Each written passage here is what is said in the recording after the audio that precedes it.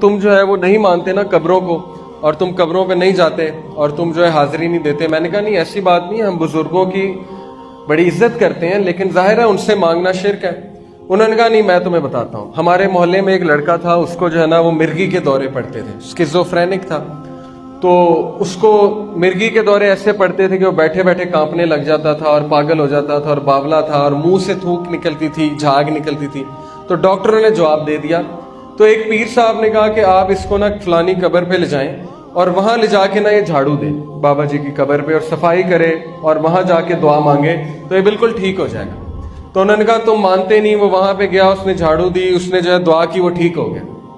تو میں نے کہا اس کا کیا مطلب ہے؟ کہتے اس کا مطلب ہے کہ قبروں پہ جانا چاہیے اور وہاں پہ جا کے دعا بھی کرنی چاہیے۔ میں نے کہا نہیں، اس کا مطلب صرف یہ ہے کہ اس بچے پہ جن تھا، شیطان تھا۔ جب اس نے دیکھا کہ ان کا ایمان پختہ ہو رہا ہے یہاں پہ آنے سے، تو وہ نکل گیا اور آپ کا ایمان پختہ ہو گیا۔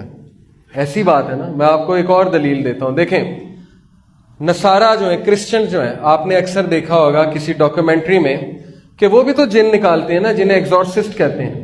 جو کرسچن پریسٹ ہیں وہ بھی تو جنات نکالتے ہیں۔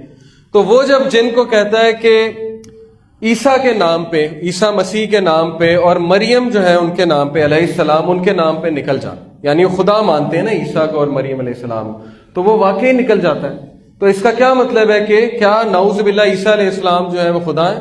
کیا اس کا یہ مطلب ہے مریم علیہ السلام جو ہے نعوذ باللہ وہ خدا ہے؟ نہیں، بلکہ جب شیطان دیکھتا ہے کہ اس کا شرک پختہ ہو رہا ہے، اس کا کام ہی کیا ہے؟ اس کا کام ہی یہ کہ انسان سے شرک کروانا۔